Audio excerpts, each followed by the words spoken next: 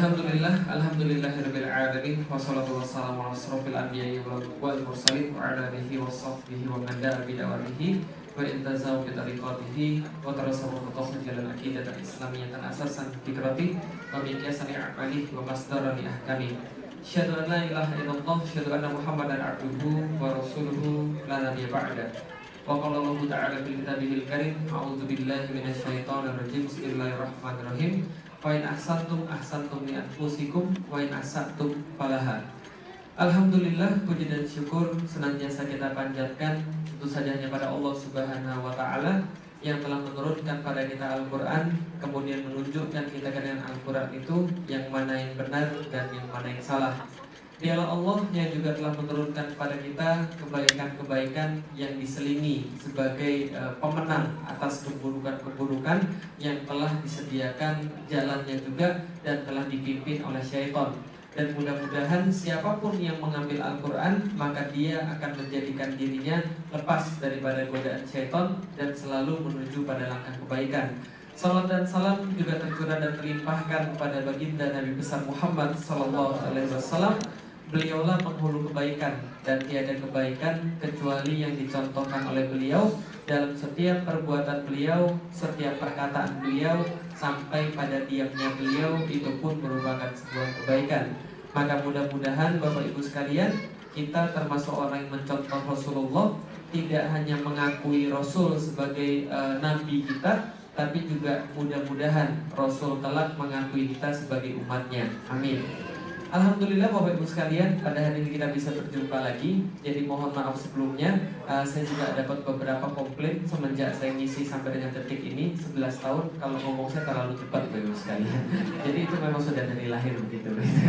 Nah, memang kemarin itu saya sudah berusaha agak lambetin ya.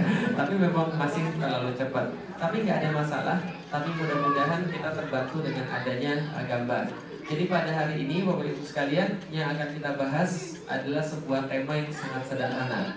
Judulnya pun sederhana. Judulnya Life is Choice. Kalau bahasa Inggrisnya agak salah sedikit, wajar karena bukan orang Inggris. Life is a choice. Hidup adalah sebuah pilihan. Kalau gitu Bapak Ibu sekalian, kita lihat hidup manusia. Pertanyaannya sederhana. Hidup manusia mudah atau susah? Mudah atau susah? Susah atau mudah? Harus pilih salah satu, gak boleh dua-duanya. Mudah atau susah? Susah atau mudah?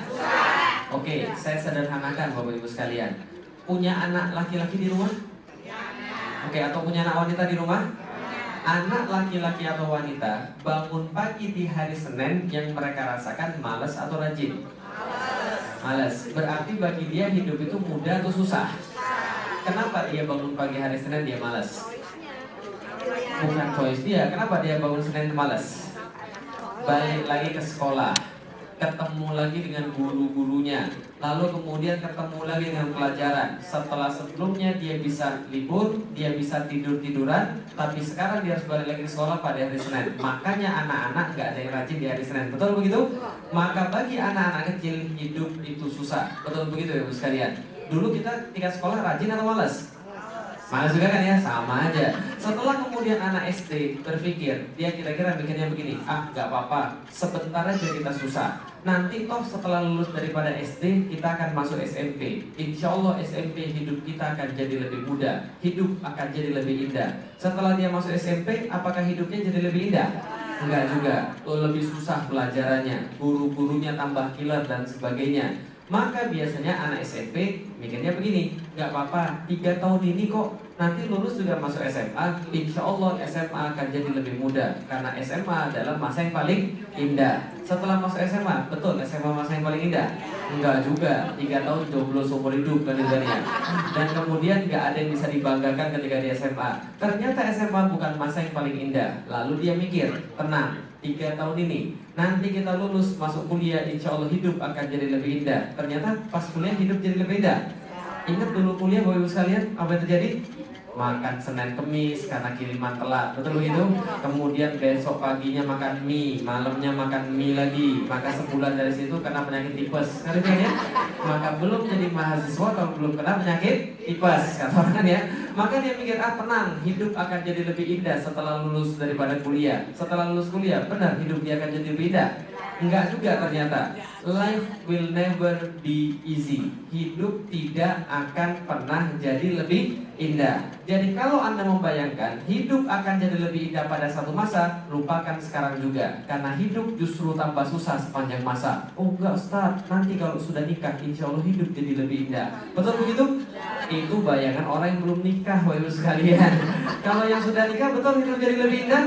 Betul, 3 hari pertama Bapak Ibu sekalian. Nah, hari keempat kita bangun, kita lihat ada orang harus kita kasih makan sampai mati. Jadi hidup gak akan jadi lebih indah. Life will never be easy. Itu yang disampaikan kepada kita oleh seorang kuli bangunan yang dia harus angkat barang-barang setiap hari ratusan kilo. Kadang-kadang tontonan malah. Dia angkat barang-barang kayak begini, kuli-kuli di Indonesia, cuma untuk dapat berapa Bapak Ibu sekalian? Cuma untuk dapat duit 40 sampai 50 ribu per hari Bapak Ibu sekalian.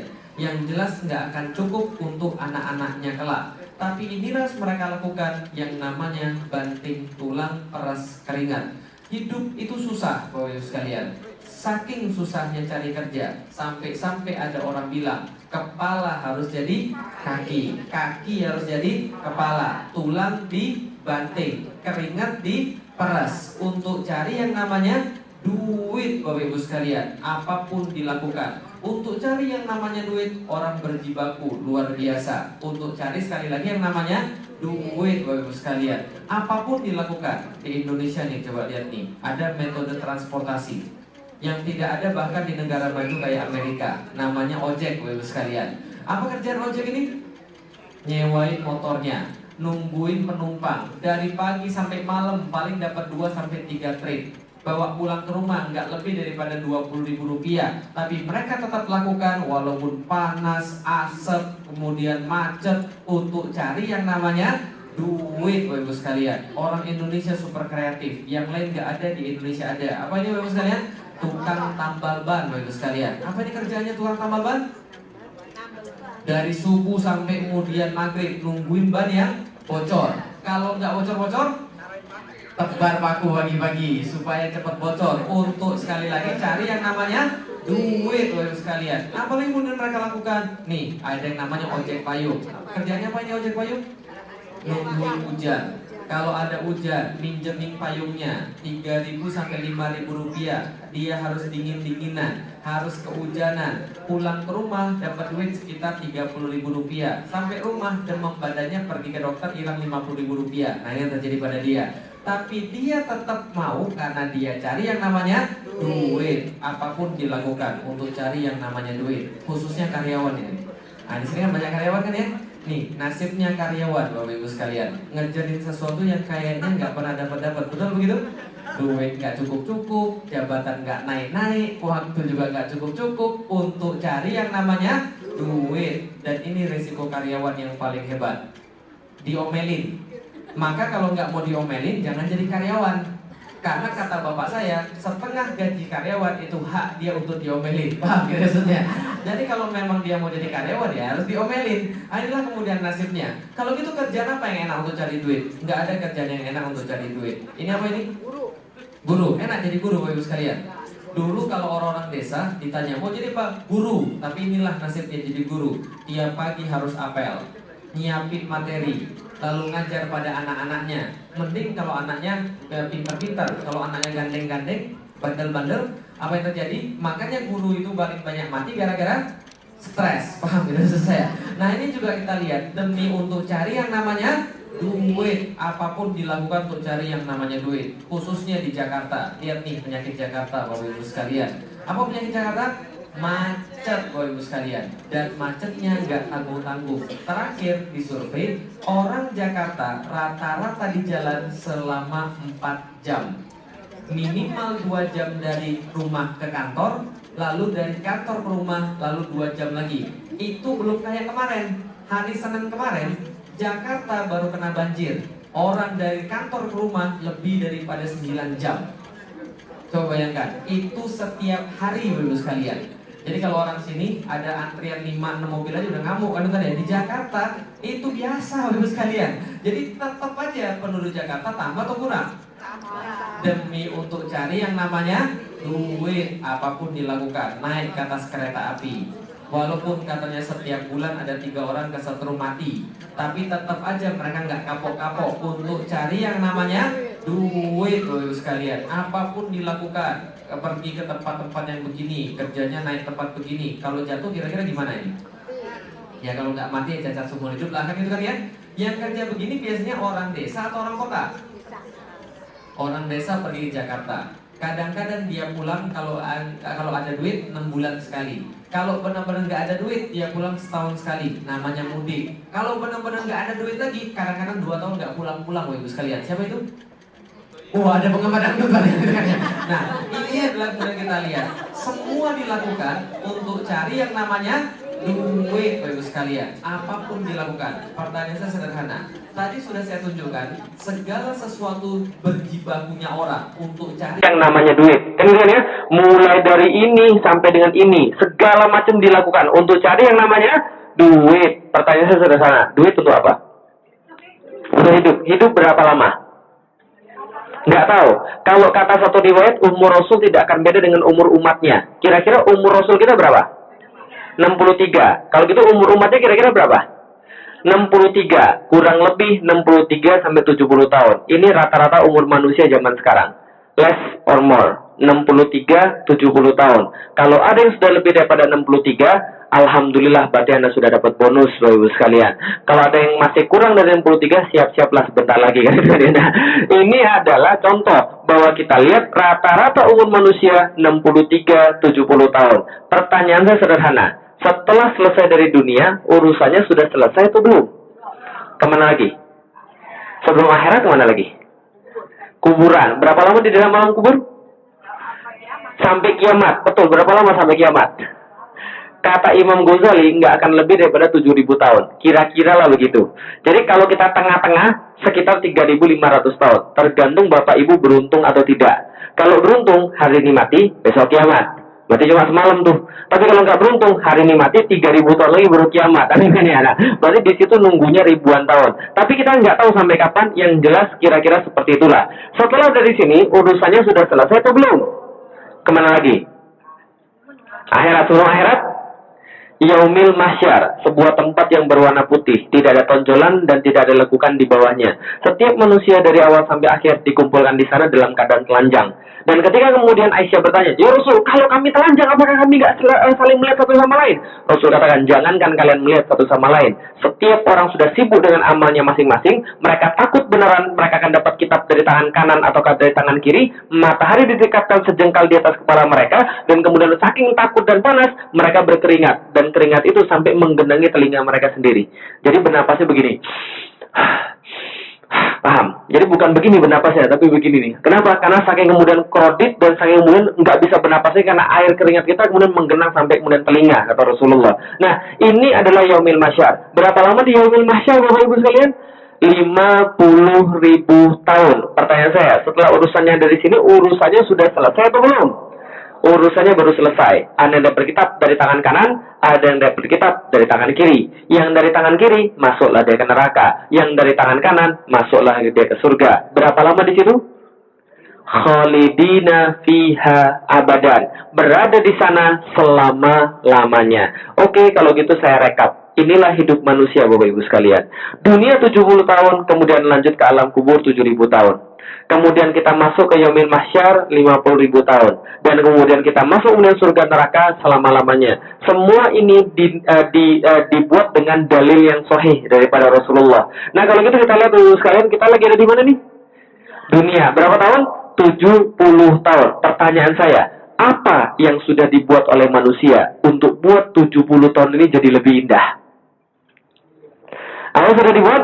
Pergi pagi, pulang sore, kepala jadi kaki, kaki jadi kepala, banting tulang, peres keringat, bohongin orang, nipu demi untuk cari yang namanya duit. Yang dibagi berapa lama? 70 tahun. Senggol kiri, sikut kanan, tijak bawah, jilat atas untuk cari yang namanya duit. Yang dipakai berapa lama? 70 tahun. Segala macam. Ada mobil yang paling bagus, rumah 100 juta, 200 juta, 1 miliar, 20 miliar. Untuk dipakai berapa lama? 70 tahun. Benar, kita sangat menghabiskan duit untuk yang 70 tahun ini. Betul begitu kalian? Sekarang pertanyaan saya, apa yang sudah Anda siapkan untuk alam kubur 7.000 tahun? Oke, saya tanya, bapak-bapak apa yang sudah disiapin? Sudah pesan kapling? Belum. Punya rumah di Los Angeles? Ada yang punya, ada yang enggak? Ngontrak Ustaz, oke, ngontraknya berapa sekalian? Mahal. Itu untuk berapa lama kita pakai? 70 tahun. Kapling kita pakai berapa lama? Ribuan tahun. Berarti harus dari sekarang kredit tuh kaplingnya, kan Ustaz ya? Kalau benar-benar mau persiapan. Ibu-ibu sekalian, sudah beli kain kafan ibu sekalian? Belum. Punya baju di rumah berapa setel? Banyak. Itu dipakai berapa lama? 70 tahun. Itu dipakai berapa lama kain kafan? Nah, mulai dari sekarang pulang minta suaminya beli kain kafan yang paling bagus. Karena untuk persiapan ada di sana. Oh, Ustaz, kita kan jadi ngeri. Ini saya sekalian. Ustaz saya, namanya Ustaz Fatih Karim, dia punya kain kafan. Dia istrinya satu, anaknya satu. Jadi dia beli kain kafan 3. Satu seukuran dia, satu seukuran istrinya agak lebih gede, satu lagi ukurannya anaknya yang masih kemudian masih kecil. Kenapa? Setiap hari dia buka lemari, dia lihat kain kafan. Kira-kira hari itu dia beribadah bagus atau enggak? Karena dia persiapan bahwa itu yang akan dia pakai, gitu kan ya. Bukan kemudian baju batik, bukan kemudian rumah yang luas. Penting semua itu, tapi lebih penting adalah amal dia, bekal dia ketika di alam kubur. Oke, kalau gitu kita lihat di Indonesia, cowok-cowoknya menyiapkan untuk alam kubur dengan cara apa, ibu sekalian? Ketika Jumatan nyumbang. Berapa nyumbangnya? Kalau di Indonesia nyumbangnya berapa di keropak Jumat itu? 5.000, mending 5.000. Berapa yang paling banyak? Ada yang petugas keropak Jumat? Berapa yang paling banyak kita temukan? 1.000, ya. Jadi 1.000 bisa masuk surga atau enggak, ibu sekalian? Bisa masuk WC, ibu sekalian. Sekarang aja masuk WC aja udah 2.000, ibu sekalian. Nah, kita mau masuk surga pakai 1.000, ibu sekalian. Kan aneh rasanya. Orang masuk WC aja udah 2.000, kan ya. Kadang-kadang manusia tuh suka aneh, ibu sekalian. Contoh, saya cerita sedikit. Boleh cerita, ibu sekalian? Oke. Saya punya teman, dia punya 3 anak di Jakarta. Dan gajinya 10 juta per bulan. Dan saya kasih tahu, 10 juta per bulan itu gaji yang pas-pasan tinggal di Jakarta dengan 3 anak. Nggak punya tabungan sama sekali. Betul? Ya kan ya? Nah, dia punya 3 anak dan anak keduanya diterima di Sekolah Bertaraf Internasional. RSBI, Rintisan Sekolah Bertaraf Internasional. Kira-kira masuknya berapa itu, sekalian? SMP. Berapa? 15 juta? Oh, itu sekolah negeri favorit. Ini RSBI, sekalian. Berapa kira-kira? Hah? Berapa? 100? Oh, itu fakultas kedokteran. Ini masih SMP nih, berapa kira-kira? 50 juta masuk RSBI. Dan dia orang biasa, nggak punya tabungan sama sekali. Akhirnya apa yang dia lakukan? Dia pinjam duit pada ibu bapaknya, jual kemudian mobilnya, dapatlah duit 85 juta rupiah. Untuk apa? Karena anak itu tidak hanya biayanya 50 juta, tapi seragamnya, laptopnya, les bahasa Inggrisnya, les pianonya, dan sebagainya, total jenderal dia harus keluarkan 85 juta. Akhirnya dia bayar lunas 85 juta. Sampai saya heran, kemudian saya bilang, Pak, kok Bapak bela-belain banget sih Pak? Anaknya ini kemudian sekolah di RSBI, emangnya ada apa sih? Dia bilang begini, Lik, ini untuk masa depan. Di masa depan orang nggak pakai bahasa Jawa. Orang pakainya Inggris, tahu nggak? Ini Inggris ini, bahasa Inggris nih, masa depan ini. Oh gitu, berarti Bapak ini berpandangan tentang masa depan. Bagus. Suatu hari ketika di kompleks perumahannya, ada ustadz perumahannya kemudian bilang begini, Pak, kita ini Pak, punya masalah besar ini Pak. Anak kita ini, jangankan mereka paham Islam, baca Quran aja masih belang bentong. Apa itu belang bentong? Masih agak nggak bagus ya, gitu kan ya. Terus gimana kemudian mereka mau punya paham Islam? Kita harus benerin bacaan mereka. Dengan cara apa? Saya sudah siapin. Teman saya ada yang jago tajwid Al-Quran. Insya Allah dia mau mengajari kita dengan biaya yang tidak seberapa. Berapa biayanya? Setiap anak cukup 50.000 aja per bulan. 50.000, mahal banget. Ada 50.000 sekalian.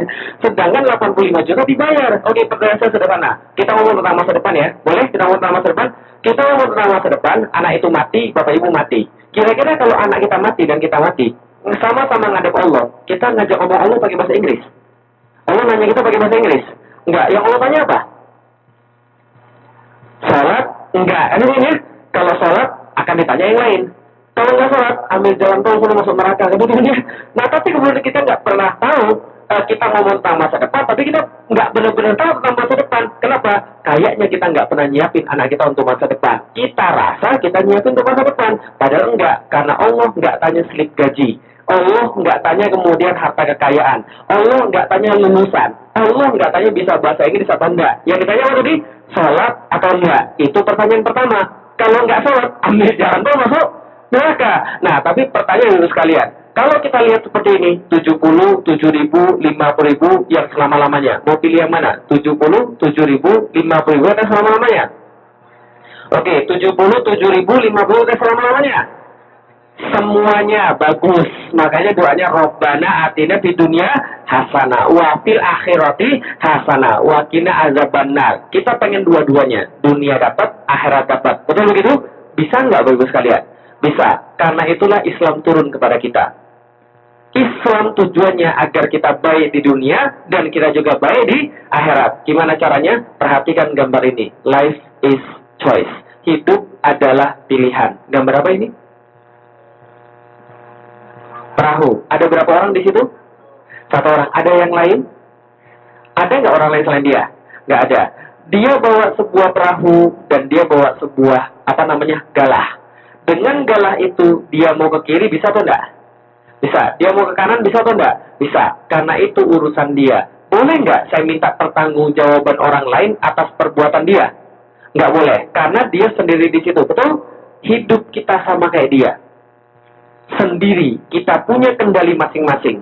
Kita mau ke kiri, boleh. Kita mau ke kanan, boleh. Karena itu urusan kita. Sehingga orang lain nggak akan pernah bertanggung jawab atas apa yang kita pilih. Betul begitu? Oke, kalau gitu kita lihat dari sekalian. Hidup kita adalah pilihan kita. Karena itulah kita yang sekarang adalah hasil pilihan kita yang kemarin. Betul? Contoh, kalau ada orang sekarang pintar baca Quran, tandanya dulu dia pernah belajar baca Quran. Kalau sekarang ada orang pintar naik sepeda, berarti dulu dia pernah belajar naik sepeda. Kalau ada orang kemudian sekarang berotot, berarti dulunya dia seorang binaragawan atau kuli, betul begitu? Tapi kan nggak mungkin dari lahir badannya sudah berotot kan ya? Nah, maka kita yang sekarang adalah hasil yang kemarin. Kalau sekarang nggak bisa baca Quran, berarti dulu nggak pernah belajar. Kalau sekarang nggak pernah bisa naik sepeda, berarti dulu nggak pernah naik sepeda. Hidup adalah pilihan.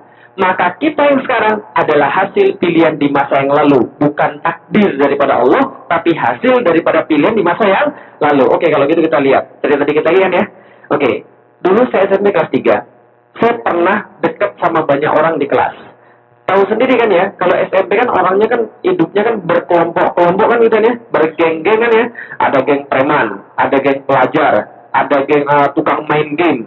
Ada geng yang sukanya cowok tapi dekatnya sama cewek terus. Yang saya sulit membedakan ini jenis kelaminnya apa sih sebenarnya kan itu kan ya. Nah, ini kemudian ada geng-geng seperti itu. Saya ketua kelas. Karena saya ketua kelas, saya dekat dengan semua orang, termasuk geng preman. Sehingga preman nggak pernah ganggu saya. Kenapa preman nggak pernah ganggu saya? Karena preman dan saya simbiosis mutualisme, Bapak Ibu sekalian. Kapan simbiosisnya? Ketika ujian. Dia datang ke rumah saya minta bocoran, kan ya. Jadi suatu hari ketika ujian, dia pagi-pagi datang ke rumah saya jam 5, dia bawa soal bocoran. Nih, kerja ini, soal bocoran. Kamu dapat dari mana nih soalnya? Aku ngirit di percetakan. Jadi dia dapat soal bocorannya. Setelah dia dapat soal bocoran, saya kerjain soal bocorannya, dan saya kasih dia. Saya juga dapatkan soal bocorannya. Nah, akhirnya dia bilang, Lik, kamu ini sungguh berhati, Mas. Kamu mau nolongin kami walaupun kami ini preman. Kamu ini benar-benar kemudian seorang yang baik, teman sejati di dunia. Tapi dia bilang begini, tapi saya nyalik kamu tuh punya kelemahan. Loh, apa kelemahan saya? Saya bilang, kamu itu punya kelemahan. Apa kelemahan saya? Kelemahanmu itu kamu terlalu rapi. Kamu itu harusnya masih muda. Manfaatkan masa mudamu. Jangan kelihatan kayak orang tua. Zaman dulu kan gitu kan ya. Anak SMA tuh baju dikeluarin. Terus kemudian di sininya harus gede, potong di sini biar gak kelihatan preman, cut bray gitu kan ya. Nah, ini kemudian anak-anak zaman dulu. Saya bilang, lalu seperti apa lagi? Dia bilang, kamu sayang, jangan kayak orang tua, terlalu rapi, harus gaul dikit, harus trendy dikit gitu loh. Lalu saya tanya, maksudnya trendy itu gimana? Dia bilang, kalau laki-laki harus pasang anting-anting sebelah kiri. Nah, sebelah kiri itu anting-antingnya tandanya jantan, Bapak Ibu sekalian. Kalau sebelah kanan, banci. Kalau dua-duanya cewek. Siapa yang buat konsensus begitu ya? Tapi begitulah kalau menurut orang-orang zaman dulu tahun 90-an, coba pakai anting-anting sebelah kiri itulah jantan. Kalau sebelah kanan banci. Kalau dua-duanya cewek, berarti cowok jantan harus pakai anting-anting sebelah kiri. Lalu seperti apa lagi? Dia bilang cowok jantan harus ada ciri-cirinya. Nih ciri-ciri cowok jantan, cowok gaul ibu sekalian. Tahun 90-an ya, tahun 90-an. Jadi kalau tahun 90-an cowok jantan itu anak gaul harus rambutnya belah tengah. Nah itu tahun 90-an. Jadi kalau sekarang ada yang belah tengah itu sisa-sisa tahun 90-an. Oh enggak ada lagi kan ya. Karena itu tahun 90-an. Tapi kalau sekarang beda lagi ya sekalian. Kalau sekarang anak gaul kira-kira kayak begini. Nah, alay ya sekalian namanya. Rambutnya disesuaikan dengan Justin Bieber. Walaupun wajahnya kayak tempe tapi nggak apa-apa. Yang penting rambutnya mirip dulu. Namanya panjang, susah dibaca. Kalau SMS besar kecil bikin mata sakit aja ini ya. Terus kalau foto di Facebook sukanya yang aneh-aneh. Inilah foto dari atas lah, dikiut-kiutin bang, saya. Itu kayak gitu, narsisisme sekalian. Nah, inilah anak zaman sekarang. Tapi kita balik lagi. Ini anak zaman dulu, inilah namanya anak gaul. Gaul dikatakan kalau rambutnya belah tengah dan kemudian disemir. Setelah kemudian rambutnya disemir, kemana-mana bawa rokok. Berarti cowboy, bagus sekalian. Keren, kan ya, maco, kan ya. Nah, walaupun satu rokok, joinan bersepuluh, yang penting keren, maco, sekalian. Kemana-mana bawa gelang. Semakin banyak gelangnya, semakin bagus. Tandanya dia kepala sukunya, bagus sekalian. Dan kalau kemudian dia pergi kemana-mana, pakainya baju kaos. Dan gambarnya yang seram-seram. Betul begitu? Ya. Abang ini gambarnya ganja, narkoba, tengkorak, kuburan, gitu ya. Pokoknya gambarnya seram-seram. Nggak hanya gambarnya yang seram-seram, tulisannya lebih seram lagi. Biasanya tulisannya apa? Dasarnya biasanya warna apa bajunya? Hitam. Terus tulisannya warna apa? Merah, hijau, terang. Tulisannya apa biasanya? Neraka jahanam. Nah, gitu kan. Kerak neraka, gitu kan. Go to hell, gitu kan ya. Saya kemarin pernah pergi ke Selipi di daerah Jakarta. Serius, demi Allah, saya lihat dengan mata dan kepala saya sendiri, ada seorang laki-laki pakai baju tulisannya apa? First in hell. Maksudnya, pertama kali masuk neraka. Langsung saya temui, saya salamin. Semoga saya doakan, semoga doamu segera terkabul. Kenapa? Bayangin aja, nggak ada otak. First in hell tuh bayangin. Pertama kali masuk neraka, yang gila. Tapi ini yang terjadi. Anak gaul. Dan yang lebih parah lagi, biasanya tangan kirinya kalau dibuka, itu ada tatonya. Gambar apa tatonya biasanya? Tengkorak, betul. Tengkorak itu kemudian matanya bolong, dilewatin sama ular. Kemudian ularnya menggigit mawar merah. Ada duri-durinya. Di bawahnya ada tulisan, I love mama. Enggak. Nah, udah saya bilang, kalau ini adalah anak gaul, saya lebih baik nggak usah ikut-ikutan. Kenapa? Karena kalau ini anak gaul, saya nggak mau ikut-ikutan. Lalu dia bilang, kenapa nggak mau ikut-ikutan? Saya bilang, tahu nggak? Kita tuh nggak selama-lamanya jadi anak SMP. Kita tuh nggak selama-lamanya jadi anak SMP. Suatu saat nanti kita akan lulus masuk SMA. Setelah kita masuk SMA, kita akan kuliah. Setelah kita akan kuliah, kita akan punya istri. Setelah kita punya istri, kita akan punya anak. Saya mau ketika saya punya anak, anaknya bangga pada bapaknya. Dan nggak mungkin anaknya bangga pada bapaknya kalau bapaknya urakan kayak begini. Paham ya maksud saya sekalian? Kita nggak selama-lamanya jadi orang muda. Nggak selama-lamanya nagih duit sama orang tua. Satu saat kita harus berubah cepat atau lambat. Dia bilang terselalu delik, dasar kalik banci. Oke, nggak ada masalah. Saya dikatain banci, nggak ada masalah. Gara-gara saya nggak mau kayak begini ya, ya. Oke, nggak ada masalah. 13 tahun berlalu, saya lulus masuk SMA. Kuliah, kemudian ke Jakarta. 13 tahun berlalu, dari Jakarta saya pergi ke Palembang, kota asal saya, hometown saya. Setelah sampai di Palembang, saya check-in di sebuah hotel. Lagi mau ngisi seminar marketing, ceritanya. Ketika saya lagi check-in hotel, tiba-tiba ada yang manggil saya dari belakang. Alik ya? Saya bilang, gila, kaget saya. Kenapa? Teman saya, sekalian. 13 tahun saya nggak pernah ketemu. Ketemu lagi, sekalian. Preman yang dulu. Tapi saya tangling lihat dia. Kenapa? Penampilan dia berubah 100%. Kenapa? Rambutnya sudah sisir ke belakang. Pakai minyak rambut. Mengkilat. Kayak God of Gamble. Pakai bajunya kemudian kemeja. Rapi banget. Celananya sepan. Kemudian pakai sepatu pantopel. Semengkilat rambutnya. Dan kemana-mana dia sekarang bawa map. Ternyata dia sekarang seorang agen asuransi, bagus sekalian. Nah, setelah kemudian kita ngobrol-ngobrol, kemudian kita nostalgia masa lalu, kita baru dapat perbedaan yang di antara kita. Setelah 13 tahun berselang. Apa bedanya? 1, saya sudah nikah, dia belum nikah. 2, saya sudah punya anak, dia belum punya anak. Ya, karena dia belum nikah. Yang ketiga, waktu itu yang paling penting, penghasilan saya lebih tinggi beberapa kali lipat daripada penghasilan dia. Bukan karena penghasilan saya yang besar, tapi penghasilan dia yang terlalu sedikit. Paham, bagus sekalian?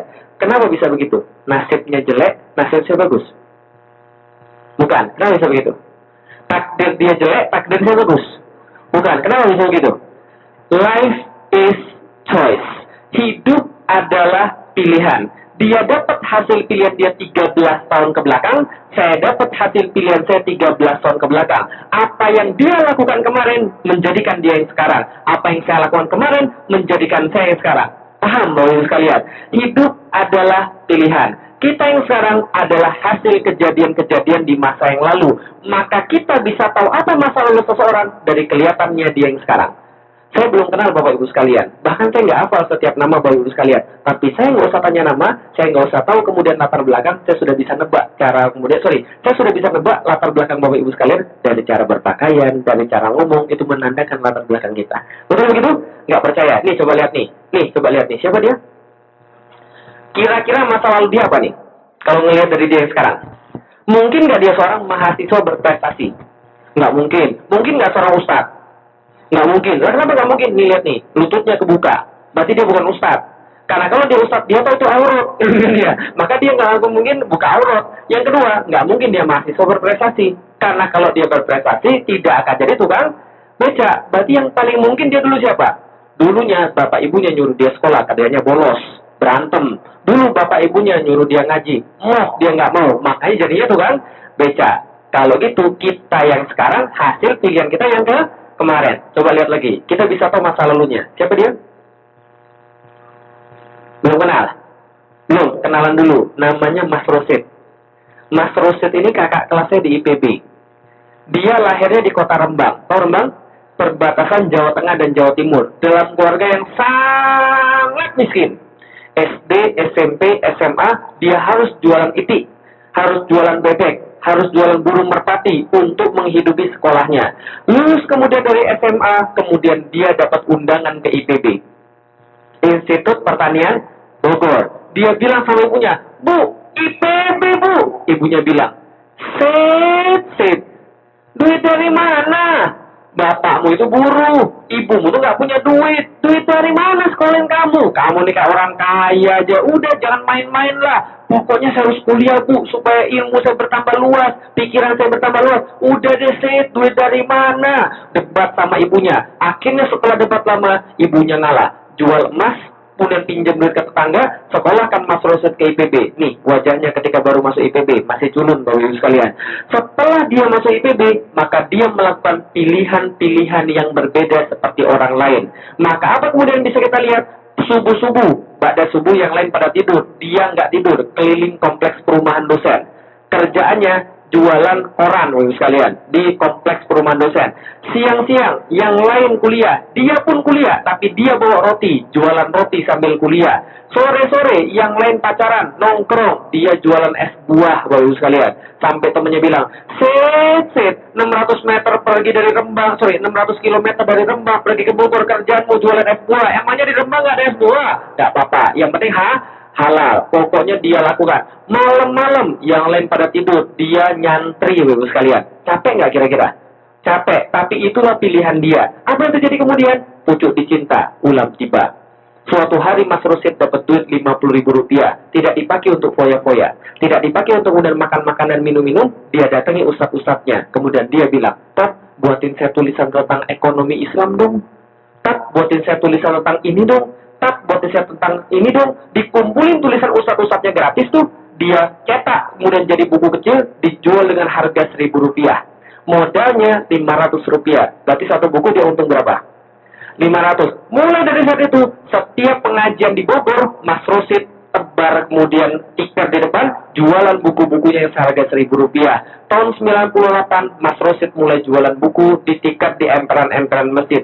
Sekarang tahun 2013 sudah berbeda. Karena kenapa?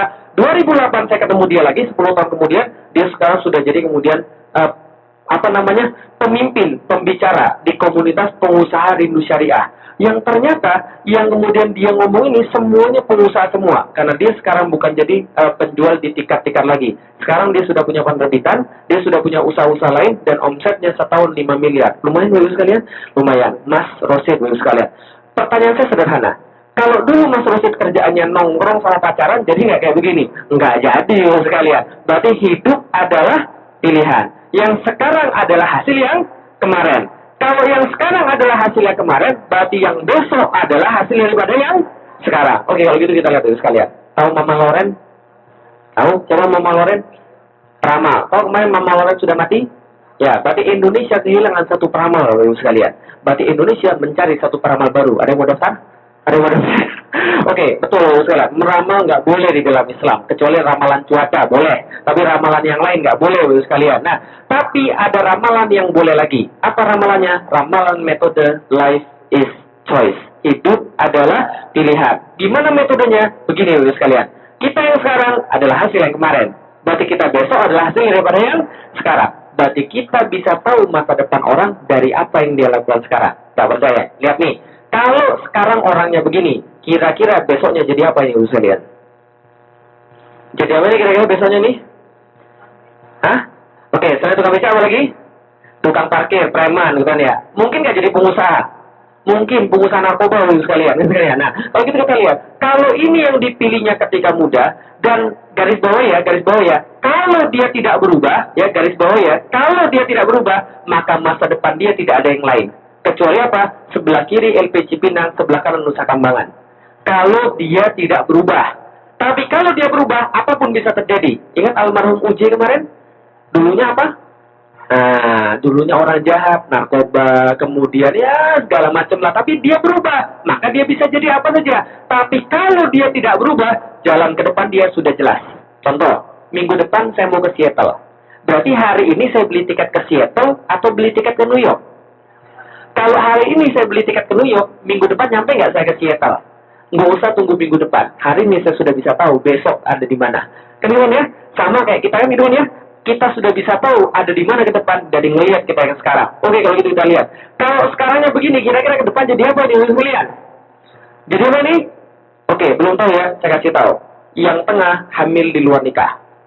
Lu kok bisa hamil? Kerjaannya pacaran wae bagi ibu sekalian sama yang ini. Lu emang pacaran bisa hamil? Ya bisa lah.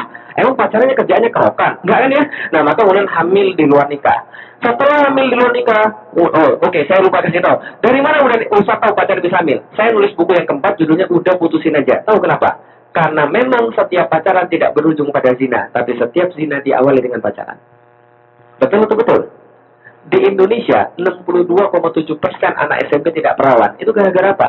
Pacaran. Ustaz, pacar sih nggak ngapa-ngapain, Ustaz. Ya kalau pacarnya nggak ngapa-ngapain, ya ngapain pacaran?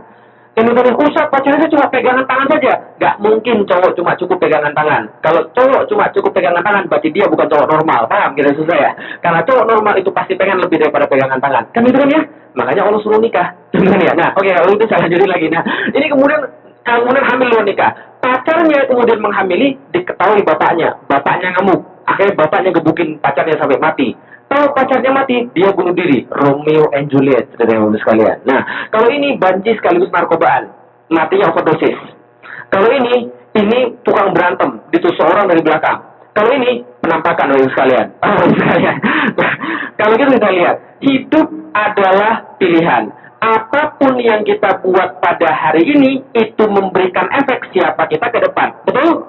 Pertanyaan saya sederhana. Besok kalau sudah mati, mau pilih mana? Surga atau neraka? Yang jelas, surga atau neraka? Yakin? Surga atau neraka ditentukan nanti atau sekarang? Beli tiketnya nanti atau sekarang? Kalau ada orang mau masuk surga, pasti nggak mau sholat? Nggak nyambung sekalian. Maka kita lihat, kalau benar-benar kita pengen masuk surga, sudahkah kita melakukan amalan-amalan orang masuk surga? Contoh sederhananya aja. Oke, gini ya, contoh sederhana. Coba baca Quran. Coba lihat tuh, orang-orang surga tuh makanannya apa? Minumannya apa, aktivitasnya apa. Itulah yang sekarang dilakukan. Nah, makanya kemudian saya minta dibawain air jahe, karena orang-orang di surga tuh makanannya air jahe. Bisa lihat. Nah, ya itu salah satu memang begitu, air jahe makanannya. Jadi ini kemudian bisa kita lihat, hidup adalah pilihan. Apa yang terjadi besok adalah perbuatan kita yang sekarang. Bisa dipahami oleh sekalian? Hidup adalah pilihan. Itu yang pertama. Yang kedua, hidup adalah pilihan, dan cuma satu pilihan yang bisa dibuat dalam satu waktu. Berapa pilihan? Berapa pilihan? Satu. Oke, kalau gitu kita lihat. Contoh nih, kalau kita mau pergi ke Amerika, berarti kita nggak bisa pergi ke Australia. Karena saya sudah terima sebulan di Amerika, berarti saya nggak bisa bersama sama keluarga. Normal kan ya? Cuma ada satu pilihan yang bisa dibuat di satu waktu. Kalau kita masuk surga, berarti kita nggak mungkin masuk neraka. Kalau kita masuk neraka, nggak bisa masuk surga. Jadi muslim nggak mungkin berarti jadi orang yang non muslim di saat yang sama. Jadi non muslim berarti tidak mungkin jadi muslim di saat yang sama. Cuma ada satu pilihan dalam satu waktu. Nggak percaya? Kita tes bagus sekalian. Yang punya tangan kanan, angkat tangan kanannya masing-masing. Ini tes ini. Angkat tangan kanannya masing-masing. Arahkan ke wajah saya. Arahkan ke wajah saya. Tangannya arahkan ke wajah saya. Oke? Anggap wajah saya adalah sebuah target. Wajah saya apa tadi? Target. Tangan Bapak Ibu sekalian adalah sebuah penghalang. Tangan Bapak Ibu sekalian adalah sebuah apa tadi? Penghalang. Nah, sekarang perhatikan baik-baik. Dengarkan sugesti saya. Oh, enggak hipnotis lagi. Arahkan ke wajah saya, arahkan ke wajah saya. Anggap wajah saya tadi apa sebuah apa tadi? Oke, target. Tangannya tadi apa tadi? Penghalang. Sekarang tolong untuk perhatikan penghalangnya. Targetnya kelihatan nggak? Nggak kelihatan kan ya? Sekarang tolong untuk pilih melihat targetnya. Halangannya kelihatan nggak? Oke, ada yang bisa lihat dua-duanya jelas. Halangan sama targetnya sama-sama jelas. Ada yang bisa? Ada yang bisa? Selamat, berarti Anda sudah menderita kejulingan loh sekalian. Terima kasih. Hidup adalah pilihan. Fokus pada tujuan, halangannya kabur. Fokus pada halangan, tujuannya kabur. Makanya jangan sering ngeluh. Ngeluh itu apa? Fokus pada hambatan. Dan tujuannya pasti nggak nyampe tuh. Mau pergi pengajian, fokusnya hambatan, nggak punya mobil lah, gitu kan ya, nggak punya waktu lah, ya nggak pergi pengajian lah, kan ya. Jangan fokus pada halangan. Orang yang fokus pada halangan nggak mungkin berhasil dalam hidupnya. Maka tidak pernah ada orang yang hidup di dunia yang suka ngeluh dia sukses, benar nggak? Coba tunjukin sama saya, ada nggak orang yang suka ngeluh dia sukses? Ada nggak? Dalam hidup nggak akan pernah. Hidup adalah pilihan. Cuma satu pilihan yang bisa dibuat dalam satu waktu. Nggak percaya? Nih, coba nih lihat nih. Tiangnya ada berapa? Yang benar. Oke, tiangnya ada berapa? Agak keras dikit. Tiangnya ada berapa? Yang benar. Tadi katanya 2. Coba lihat yang benar. Tiangnya ada berapa? 2 atau 3? 3 atau 2? Yang benar. 2 atau 3? 3 atau 2? Yang benar nih, kok nggak kompak begini? Oke, tiangnya ada berapa Bapak Ibu sekalian? 2 atau 3? Life is choice. Hidup itu pilihan. Mau lihat ke atas atau mau lihat ke bawah? Kalau mau lihat ke bawah dapatnya? Lihat ke atas dapatnya? 2. Oke, kalau Anda lihat ke bawah dapatnya 3. Anda lihat ke atas dapatnya 2. Kalau Anda mau dapat 3, lihatlah ke bawah. Jangan lirik-lirik yang atas. Kalau mau Anda dapat 2, lihat ke atas. Jangan lirik-lirik yang bawah. Paham? Sama. Dunia ini penuh dengan pilihan. Baik, buruk, hitam, putih, jelek, bagus, dan sebagainya. Dan itu nggak bisa dipilih dua-duanya. Kadang-kadang kita tepugu. Tuh, sekalian. Tepugu. Nggak jelas, sekalian. Baik enggak, jahat juga enggak. Ya. Maunya tengah-tengah. Apa tengah-tengah? Dia juga maksiat juga jalan, sholat juga jalan. STMJ, sholat terus, maksiat jalan. Kan ya? Nah, ini yang bisa kita lihat. Jadi orang itu jangan nggak jelas. Kalau mau atas, bawah. Kalau mau dapat 2, lihat ke atas. Mau dapat 3, lihat ke bawah. Lihat tengah-tengah, jadinya apa? Pusing sekalian. Makanya orang yang setengah-setengah itu pasti pusing, betul begitu? Karena yang setengah-setengah itu nggak enak. Contoh, setengah duduk enak nggak? Setengah makan enak nggak? Setengah mati? Lalu kan jangan setengah-setengah. Kalau mau baik, baik sekalian. Kalau mau jahat, jangan sekalian. Ya, paham ya maksudnya ya? Kalau mau baik, baik sekalian. Kalau mau jahat, jangan sekalian. Kenapa? Karena hidup adalah pilihan. Hidup adalah pilihan dan cuma satu pilihan yang bisa dibuat dalam satu waktu. Contoh misalnya, kalau kemudian kita lihat, kalau ada orang baik, dia kemudian disukai orang baik. Tapi tidak disukai sama orang jahat. Tapi kalau dia jadi orang jahat, siapa yang nggak suka? Orang baik nggak suka, gitu kan ya? Tapi orang jahat suka. Kalau tengah-tengah, orang baik nggak suka, orang jahat nggak suka, ini kan ya? Dia bukan maling, bukan polisi. Sama polisi dicurigai, sama maling dianggap bukan teman, ini kan ya? Sama-sama nggak suka. Itu yang kedua. Hidup adalah pilihan. Ada berapa pilihan yang bisa dibuat? 1. Jangan banyak-banyak. 1 aja ya sekalian. Yang ketiga ya sekalian. Hidup adalah pilihan. Dan setiap pilihan punya resiko. Setiap pilihan punya apa? Resiko. Contoh, dagang resikonya apa? Kalau nggak dagang resikonya apa? Nggak punya duit. Kalau tinggal di gunung resikonya apa? Gunung meletus. Kalau tinggal di laut? Tsunami. Kalau tinggal di tengah-tengah? Tsunami kena, gunung meletus kena. Nah, itu kemudian resikonya. Kalau naik mobil resikonya apa? Kalau naik pesawat? Kalau naik kapal? Naik motor? Nggak naik apa-apa? ditabrak. Ya. Setiap pilihan punya resiko. Anda nggak mau naik apa-apa aja bisa ditabrak, punya resiko. Setiap pilihan pasti punya resiko. Contoh lagi misalnya, kalau orang baik diomongin orang nggak? Kalau orang jahat diomongin orang nggak? Sama-sama diomongin ya. Orang baik mati nggak? Orang jahat mati nggak? Setiap pilihan pasti punya resiko. Nggak percaya? Nih coba kita lihat nih. Setiap pilihan pasti punya resiko. Ada orang main bola. Resikonya apa main bola? Kalau ada tendangan bebas harus pasang bar betis. Ini ada mau main bola tapi takut pasang bar betis. Dia mundur dari belakang gitu kan ya. Dia pikir dia nggak kena apa tuh jadi. Paham ya sekalian? Paham nggak maksudnya? Bukan lucunya yang kita ambil, tapi yang kita pahami adalah hidup pasti punya resiko. Kita jadi muslim, kita jadi nggak muslim punya resiko nggak? Punya. Kita jadi muslim zaman sekarang di Amerika, resikonya kita disuruhi teroris, kan ya?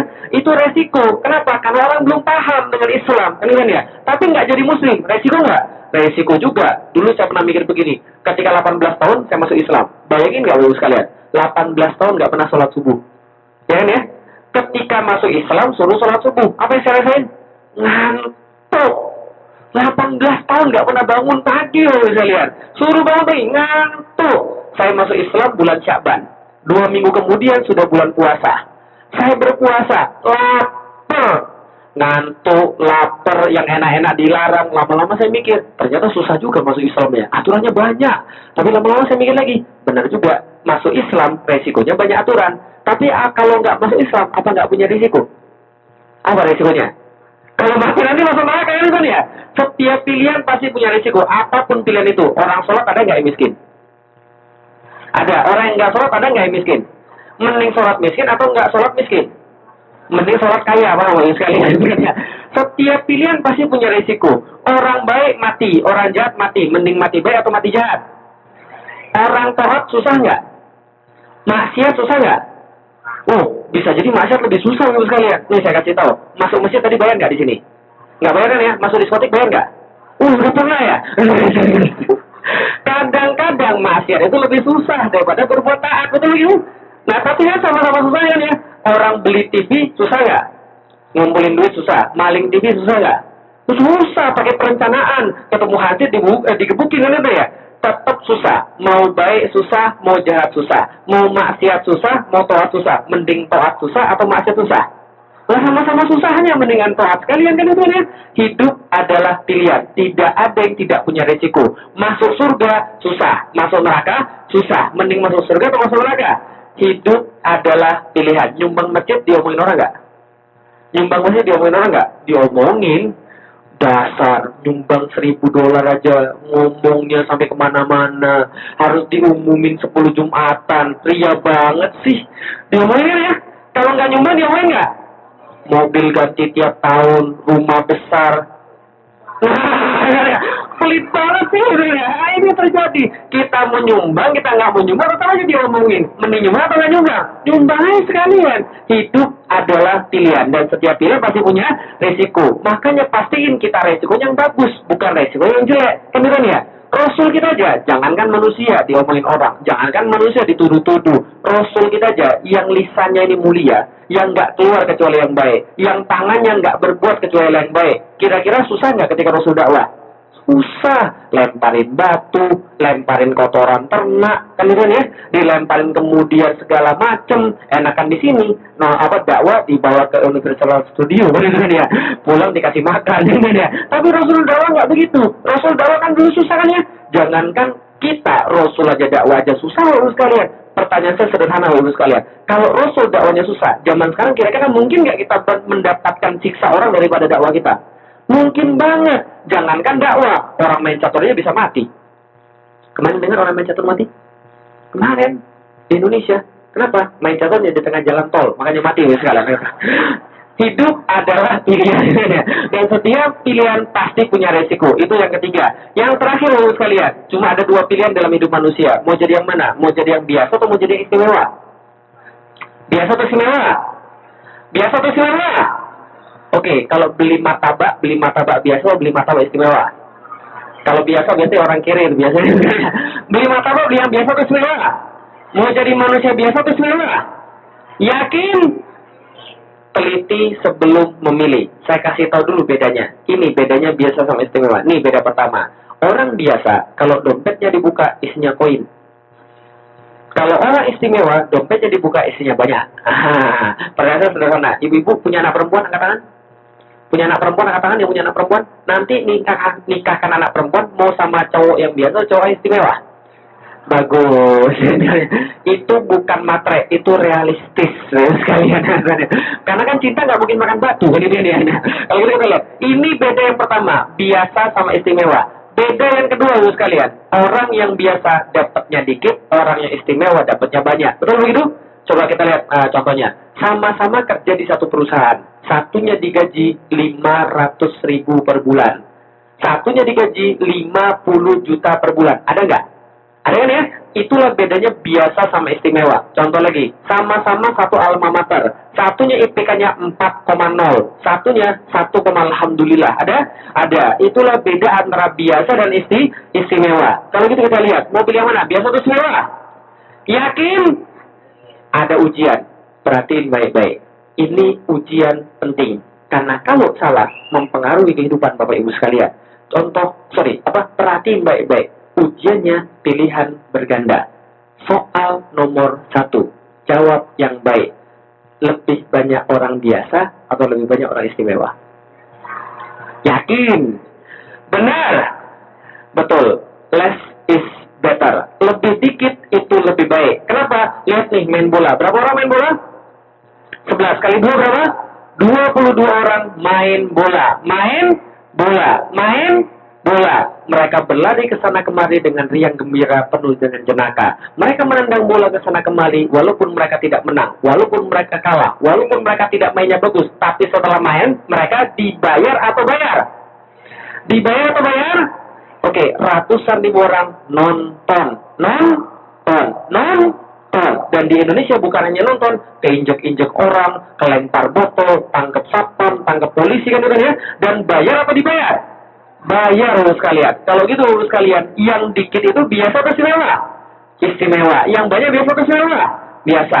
Pertanyaan kedua, soal nomor 2, masih pilihan berganda. Lebih banyak orang cakep atau lebih banyak orang jelek? Nggak boleh begitu, Ibu. Allah tuh menciptakan manusia itu sama dan sempurna, betul? Makanya kata orang cakep itu relatif, tapi jelek itu absolut, paham ya? Oh, lebih banyak orang cakep atau orang jelek? Lebih banyak orang atau jelek? Kita nggak tahu, tapi yang jelas yang cakep itu pasti lebih istimewa, dan istimewa itu lebih dikit daripada yang biasa, sekalian. Oh, ibu sekalian, terutama ibu-ibu sekalian, pilih mana? Biasa atau istimewa? Biasa atau istimewa? Yakin? Awas ya, buka lagi ya. Hidup adalah pilihan. Kenalkan, ini adalah putri saya 4 tahun. Sekarang 5 tahun. Ini putri saya nih, 5 tahun. Insya Allah dari 6 bulan sudah milih jadi yang istimewa. Insya Allah. Nah, ini yang beda antara istimewa dan biasa. Pertanyaan saya sekarang, mau jadi biasa atau istimewa? Oke, hidup adalah pilihan. Dan Allah Ta'ala di dalam Al-Quran, wal qadzaran oleh jahannama kasino minal jinni wal insi. Lahum qulubun la yafqahuna biha, wa lahum ayunun la yabsiruna biha, wa lahum adhanun la yasma'una biha, ulaika kal an'am bal hum adall. Coba perhatiin baik-baik. Allah kata di dalam Al-Quran, telah masuk ke dalam neraka jahanam banyak daripada golongan jin dan manusia. Berarti yang masuk neraka itu orang biasa atau orang istimewa? Biasa atau istimewa? Mau jadi yang mana? Biasa atau istimewa? Takbir. Takbir itu orangnya ke atas. Takbir. Nah gitu baru benar ya kan ya. Kayak teroris itu enggak, itu kan ajaran kita kan ya. Nah kalau kita lihat, inilah yang bisa kita lihat. Manusia istimewa kalau dia sedikit, dan orang yang sedikit tidak hanya istimewa di dunia, tapi mereka istimewa di akhirat. Oke, kalau itu pertanyaan saya, mau jadi yang biasa atau istimewa? Sebelum kita mulai mau benar-benar jadi istimewa, kita harus lihat satu film ini yang menandakan bahwa benar-benar ada keistimewaan. Coba lihat ibu sekalian, ada satu film ibu sekalian yang menggambarkan tentang pilihan istimewa. Coba lihat nih, perhatiin baik-baik. Ini ada cowok-cowok yang kemudian jalan-jalan. Kalau cowok-cowok jalan-jalan yang diomongin apa? Cewek, nih lihat nih apa terjadi.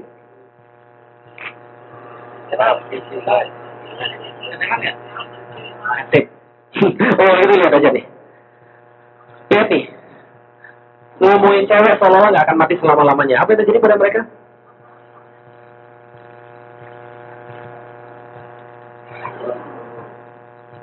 Ternyata kehidupan itu berlalu begitu cepat. Dan Dan kata orang kehidupan itu berlalu seperti bulan Ramadan.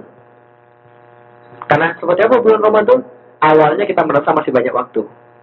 Pertengahannya kita lalai. Akhir-akhirnya baru mau beribadah. Betul begitu? Kapan orang baru mau beribadah ketika Ramadan? Pas sudah dengar takbirat, sholat. Kita lihat apa yang terjadi pada mereka. Ada seorang laki-laki namanya Nawaf.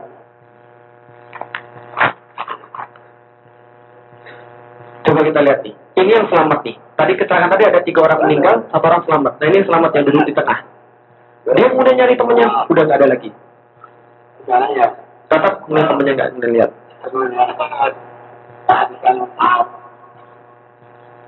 Namanya Nawaf. Dia baru mati. Ini adalah kehidupan dia. Dan pilihan-pilihan yang dia buat dalam hidup dia. Apa yang dia boleh lakukan? Ngobrol aja terus. Kerjanya pacaran, wae. Ibunya mengingatkan, Nawaf, sholat. Masih nggak mau sholat. Diingatkan sama ibunya, Nawaf, sholat. Bohong dia. Dan apa yang mereka jadi? Pamayaman salawaratin khairah yaro, pamayaman salawaratin syarro yaro. Apapun yang dia perbuat Allah tujuan pada dia. Dan ketika dia tahu dia salat kemudian, dia mati belum salat, dia menyesal dan dia minta pada Allah, ya Allah, kembalikan saya sedikit saja untuk saya salat. Kalau kata tidak, waktu sudah selesai. Kalau dia tahu setelah itu dia bakal mati, salat nggak dia? Salat. Tapi sayangnya dia nggak tahu. Yang kedua, namanya Badar. Kalau dia tahu, dia bakal merangkak untuk sholat, mau nggak dia merangkak? Ini yang kedua.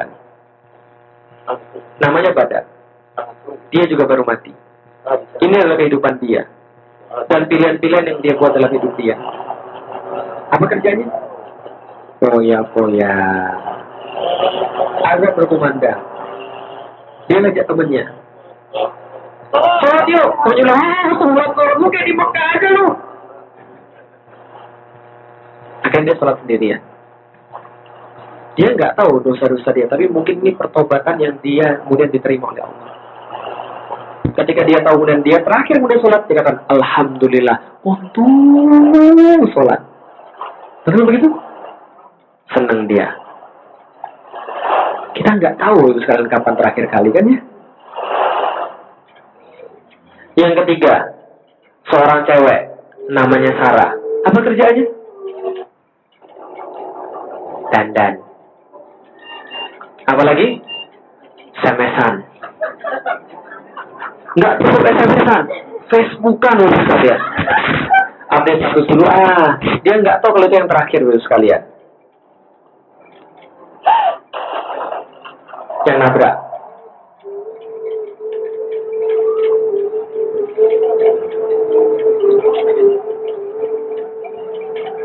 Namanya Sarah. Dia baru mati. Ini adalah kehidupan dia. Dan pilihan-pilihan yang dia buat dalam hidup dia. Apa kerjanya? Gawe wae. Namanya kerjaan itu sekalian. Satu lembar selesai, ada lembar lain yang menanti. Tapi waktu sholat itu akan segera berakhir. Gitu kan ya? Azan berkumandang. Temennya ngingetin. Sholat yuk. Dia bilang, belum nih, terus. Ribet banget sih. Ribet banget sih lu. Akhirnya dia nggak sholat. Kalau dia tahu sholat itu dia bakal mati, sholat nggak dia? Sholat. Tapi sayangnya dia nggak. Kalaupun dia harus merangkak kemudian untuk sholat nggak dia? Sayangnya dia nggak tahu. Saya kasih tahu sekalian, statistik menunjukkan 7.000 warga Amerika, termasuk ibu sekalian yang tinggal di Amerika sekarang, 7.000 warga Amerika bangun untuk melihat matahari untuk yang terakhir kalinya. Setiap hari 7.000 orang mati di Amerika doang. Artinya adalah apa? Kita tuh ibarat orang lagi ngantri ke satu pintu namanya pintu kematian.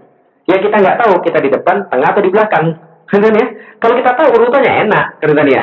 Makanya kemudian kalau kita lihat hidup tuh senantiasa klise. Contoh, kemarin baru selesai pengajian, innalillahi wa inna ilaihi rajiun. 1 jam yang lalu, siapa yang nyangka sebelumnya? Nggak kan ya?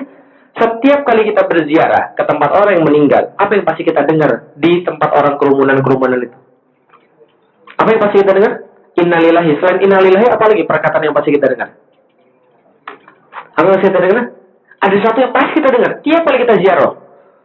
Apa yang pasti kita dengar? Oke, lupa ya. Nih, saya ingetin. Kata-kata begini yang pasti kita dengar. Saya nggak nyangka loh. Gitu kan ya? Kemarin. Tuh, baru kajian bareng. Gitu kan ya? Ya Allah, kemarin baru sepedaan bareng. Nggak ada yang bilang, saya sudah tahu dari kemarin dia bakal mati. Nggak kan ya? Maka pasti orang itu kemudian nggak sadar, sekalian. Artinya adalah apa? Nggak ada yang tahu manusia kapan mati. Betul tidak sekalian? Nah, yang bisa kita lihat adalah mati itu datang secara tiba-tiba. Betul begitu, Ibu sekalian? Kemarin di Jakarta, Ibu sekalian, kita lihat. Ini kejadian yang kemudian kalau kita kemudian mikir, mati bisa kita rencanakan. Jangan salah, Ibu sekalian. Mati akan datang pada saat kita paling tidak siap. Ingat sekali lagi ya. Mati akan datang pada saat kita paling tidak siap. Sialnya kita tuh dibodohi sama sinetron. Sehingga kita menganggap mati itu datang pada waktu kita paling siap. Kita terbaring di ranjang, ada orang kemudian jenguk kita, anak kita di situ, istri kita di situ, suami kita di situ, kemudian kita kemudian mengembuskan napas terakhir. La ilaha illallah, saat hilang. Itu mah cuma di sinetron doang, loh sekalian. Kejadian nyata, tidak ada cerita begitu. Mati akan datang pada waktu paling kita tidak siap. Nggak percaya? Nih coba lihat dulu sekalian. Mati akan datang pada waktu kita paling tidak siap. Lihat baik-baik. Mati nggak Ibu sekalian? Mati nggak? Mati Ibu sekalian. Bukan hanya mati, terbelah dari sini sampai ke sini. Serius. Pertanyaan saya sederhana. Kalau dia tahu hari itu dia bakal mati, ngebut nggak dia? Pergi keluar rumah nggak dia? Kalau dia tahu dia bakal, tapi dia tahu nggak? Yang ditabrak tahu nggak dia bakal tabrakan pada hari itu? Kalau dia tahu dia bakal keluar rumah nggak? Enggak, karena dia nggak tahu kapan dia mati. Benar ya? Oke, kemarin di Jakarta lagi angin kayak sekarang nih. Hujan angin luar biasa tahun kemarin di Jakarta. Ada satu hari, satu malam Ibu sekalian, jam 10 malam, Twitter saya 2 kali berbunyi menyatakan ada 2 orang yang mati. Kenapa? Karena matinya tabrakan motor sama trailer. Bukan 2 motor, 1 trailer, tidak. 1 trailer nabrak 1 motor, di tempat yang lain 1 trailer nabrak 1 motor lagi. Lah kenapa bisa terjadi? Wajar. Malam itu Ibu sekalian, hujannya itu luar biasa. Sampai-sampai kita nggak bisa ngelihat di depan ada apa. Kenapa? Karena kemudian itu sangat mudah anginnya kencang luar biasa. Yang dalam pikiran saya, kenapa orang naik motor itu mau pulang malam-malam jam 10 dengan kondisi seperti itu? Ada yang pernah naik motor nggak kalau malam-malam? Dengan hujan itu? Itu kan tangan kita sampai nggak bisa buka kan ya? Kalau dinginannya lengket kan ya tangan kita di tangan itu kan ya? Awareness kan jadi kurang. Nah, saya cuma ketabrak. Ternyata setelah dilihat, ketika dilihat kejadian perkara itu, ada yang lagi bawa rantang nasi, ada yang lagi bawa kemudian boneka, yang saya pikirin, oh mungkin dia mau ditunggu sama keluarganya, makan bareng sama istrinya. Mungkin dia sangat mengharapkan ketemu sama istrinya. Atau mungkin pagi tadi dia berantem sama istrinya dan belum sempat minta maaf. Yang dia pengen banget kemudian untuk minta maaf sama istri, tapi dia nggak sempat lagi. Betul begitu saya lihat? Nah, pikir mau apa? Kita nggak tahu kapan kita mati. Maka saya meninggalkan istri saya nggak pernah dalam keadaan marah. Kenapa? Karena saya pikir jangan-jangan itu pertemuan yang terakhir. Dan kalau itu pertemuan terakhir, nggak akan mau kemudian saya rela tinggalin dia dalam keadaan saya marah. Gengsi itu hilang. Gengsi itu hilang. Termasuk ibu-ibu juga sama. Gengsi itu hilang. Kalau kita tahu kita bakal mati. Betul begitu? Untuk apa gengsi kalau udah mati Ibu sekalian? Saya mikir begini. Kalau kemudian saya pulang, kemudian saya menemukan dia sudah meninggal, saya bakal menyesal karena saya belum sempat memaafkan dia. Dan dia mati dalam keadaan suaminya tidak ridho. Tapi kalau kemudian saya nggak balik lagi, maka saya mati dalam keadaan nggak maafin dia. Kira-kira hidup dia nyesel nggak? Makanya kalau saya ninggalin dia, saya nggak pernah dalam keadaan marah. Saya selalu mengatakan begini, Umi, jangan-jangan nih pertemuan kita yang terakhir. Umi jangan bilang gitu dong, nangis. Ceritanya malu cewek, ceritanya. Nah, tapi lama-lama dia udah pintar. Saya bilang, Umi, jangan-jangan nih pertemuan kita yang terakhir, jangan marah dong. Dia bilang, Abi juga minggu lalu bilang begitu. Kan saya pun pergi setiap minggu. Abi juga kemarin bilang begitu. Saya bilang, betul. Saya kemarin bilang begitu dan saya pulang dengan selamat. Tapi coba camkan baik-baik, akan datang satu masa di mana saya pergi dari rumah dan saya ngomong begini dan saya benar-benar nggak balik lagi. Betul nggak? Akan datang satu masa di mana saya pergi ngomong begitu dan saya benar-benar nggak akan balik lagi. Maka saya nggak pernah ninggalin istri saya dalam keadaan marah. Karena kenapa? Kita nggak tahu kapan kita mati. Betul itu sekalian. Oke, saya contohkan sekali lagi. Nih Ibu sekalian, coba lihat Ibu sekalian. Ketika di Jakarta tadi, ada kemudian ketika hujan-hujan tadi, motor itu kemudian berhenti. Karena kenapa? Dia tahu kemudian pohon-pohon bakal runtuh. Gitu kan ya? Dia cari tempat yang tidak ada pohonnya. Dia cari kemudian stasiun terminal bis yang terbuat dari stainless steel supaya nggak runtuh. Ternyata setelah dia kemudian berteduh di situ, yang runtuh apa? Pohon, bukan. Apa? Terminal, bukan. Ini yang runtuh sekalian. Bukan tiang listrik. Itu yang runtuh tuh. Billboard. Coba siapa yang nyangka beruntungan tempala dia? Oke. Takdir memang takdir. Ajal tapi maka apa menurut saya?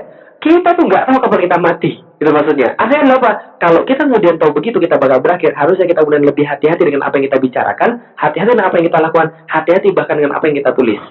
Pertanyaan saya, siapa teman yang sudah meninggal? Angkat tangan. Yang punya Facebook? Yang punya Facebook? Banyak nggak teman-teman yang punya Facebook yang meninggal? Coba lihat apa yang dia tulis terakhir. Ngeri nggak?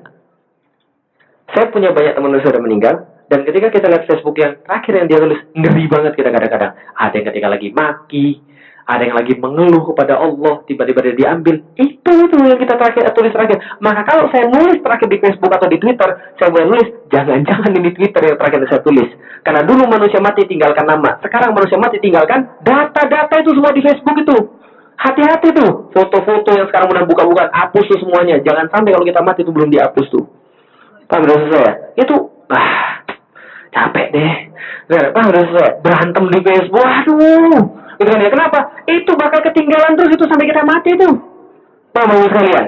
Hati-hati sekalian. Ngeri kalau kita mau lihat teman kita sudah Facebooknya kemudian masih ada sekarang yang dia sudah meninggal. Maka saya dari sekarang saya sudah kasih tahu, Dek, kalau Abi duluan pergi, nih passwordnya semua nih, tutup semua Facebooknya nih.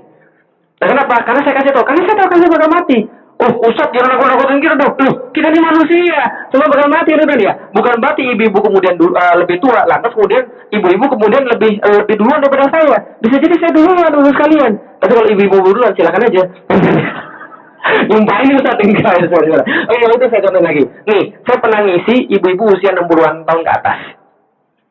Satu hari ketika saya ngisi, udah waktunya belum? Oh, sebentar lagi. Ketika saya ngisi ibu-ibu 60-an tahun ke atas, sekalian, ini yang saya tampilin gambarnya. Jadi saya bilang, Ibu, saya mau pindah ke Jakarta Barat.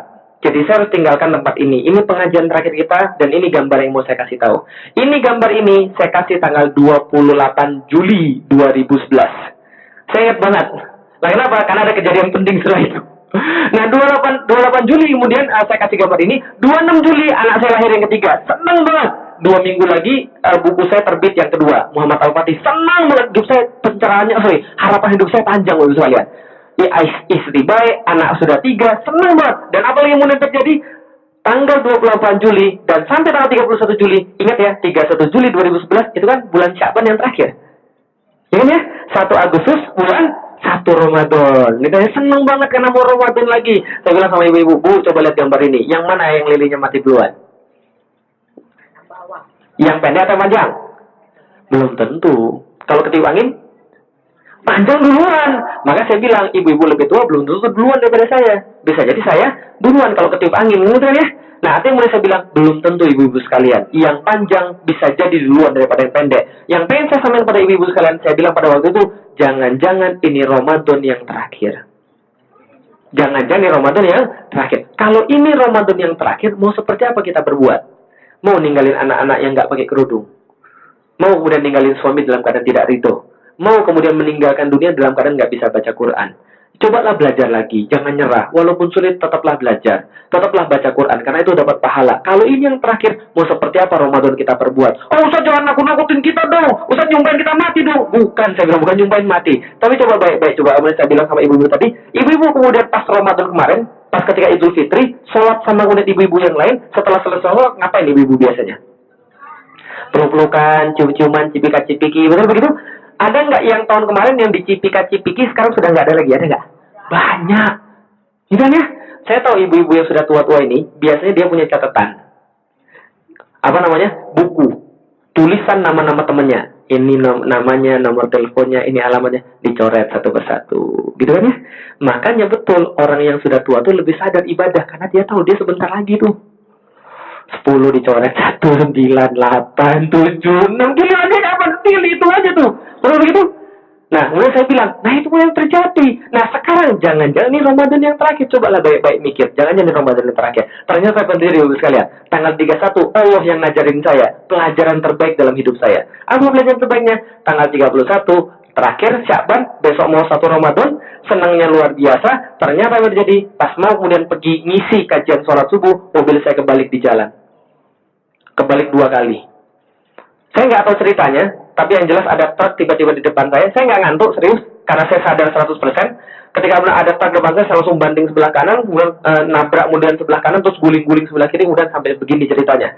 Mobilnya hancur lebur sekalian. Nggak bisa lagi kemudian masuk asuransi. Kenapa? Karena chasisnya rusak. Jadi ibu bisa bayangkan seperti apa kemudian rusaknya kemudian mobilnya itu. Nah, kalau udah jeda. Ketika kecelakaan tuh, hidup saya berjalan lambat tuh bagus sekalian. Mati saya hari ini saya bilang. Anak saya yatim nih saya bilang itu.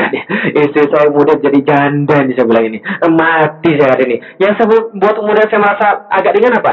Ya, setidaknya ngisi sholat subuh. Nah, ya, jeda. Oke, selesai.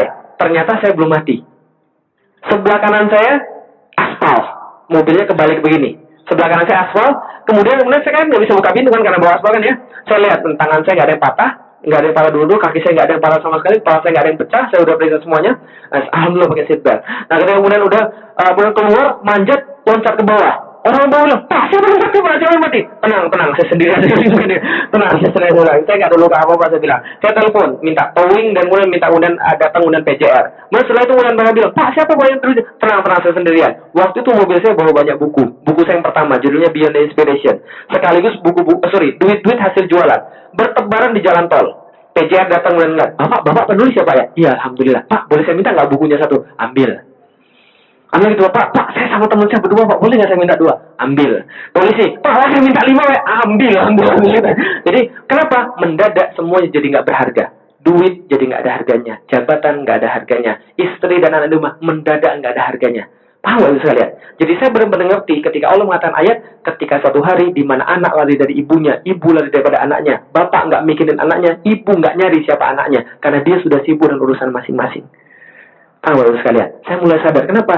Ternyata ada yang lebih penting daripada duit, jabatan, harta, dan segala-galanya.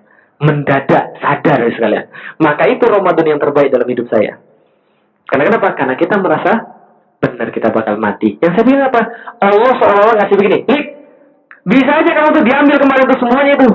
Nggak ada gunanya kamu nulis berapa buku. Nggak ada gunanya kamu sudah pernah pergi kemana-mana aja. Nggak ada gunanya kemudian duit yang sudah kamu kumpulkan kalau kamu mati kemarin. Berarti kamu sekarang dikasih injury time. Nah, maksudnya? Berarti Allah pengen ngasih tahu saya bahwa saya kasih tahu nih, hidupmu itu semua milik saya. Dan bisa saya ambil kapan saja. Jadi jangan merasa kemudian kamu yang punya hidup itu.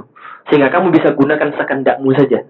Gitu kan ya? Nah, mulai saya sadar, oke, dari situ mulai saya lebih percaya dengan Allah, lebih kemudian paham lagi tentang tawakal itu seperti apa. Paham sekalian?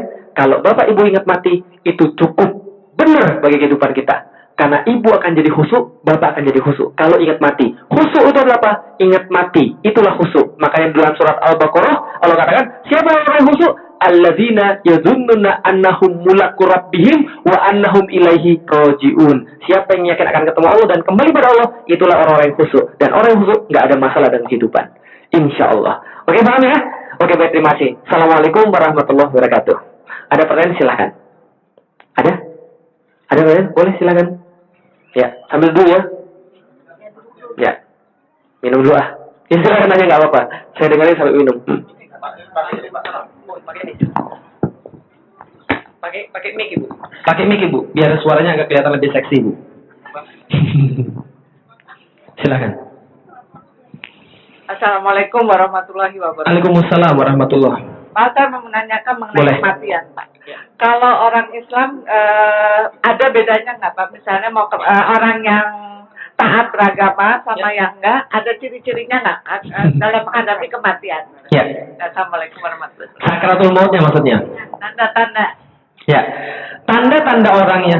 Sebentar, jangan lihat lama-lama deh, malu. Nah, tanda-tanda orang yang kemudian meninggal, dia baik ataupun dia jahat, itu nggak ada tanda-tandanya. Bisa jadi sakaratul mautnya orang kafir, itu enak. Bisa jadi sakaratul mautnya orang muslim kelihatan nggak enak. Gitu ya? Mohon maaf, kayak almarhum Uji kemarin. Meninggalnya dengan cara apa? Tabrakan. Di antara orang-orang yang lain, tabrakan nggak bagus. Tapi insya Allah kita doakan beliau amal solehnya banyak. Gitu kan ya? Berarti kemudian insya Allah kemudian meninggalnya bagus. Kan ya? Nah, tapi kemudian ada orang yang kemudian ketika kemudian dia meninggal, dia bukan muslim, tapi meninggalnya kayaknya enak. Tapi kita kan nggak tahu apa yang dia rasain. Gitu kan ya? Yang jelas, yang ada bedanya bukan pas matinya. Yang ada bedanya pas hidupnya. Apa bedanya? Kata Rasul, kata Rasul, ad-dunya sijnul mu'minin wa jannatul kafirin. Dunia itu adalah penjara bagi orang-orang yang mukmin dan surga bagi orang-orang yang kafir. Maksudnya apa? Orang mukmin walaupun hidupnya enak di dunia, hartanya bergelimpang banyak, tapi dia nggak betah hidup di dunia. Kenapa? Karena dia tahu itu bukan kampung halaman dia. Nanti besok akan kita bahas, ada materinya. Nah, sedangkan orang kafir dia merasa dunia itu adalah dunianya. Dunia itu adalah surganya, maka dia takut mati. Jadi beda orang mukmin dan orang kafir adalah orang mukmin nggak takut mati. Betul. Kenapa kita nggak takut mati tahu? Betul.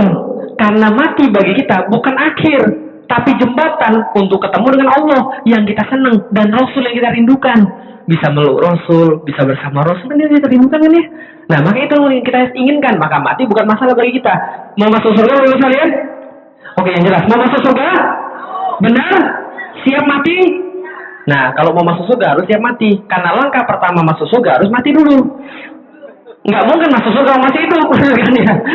Paham Bapak sekalian? Nah, maka orang muslim tidak takut mati. Yang orang muslim takut tuh matinya caranya gimana? Takutnya itu.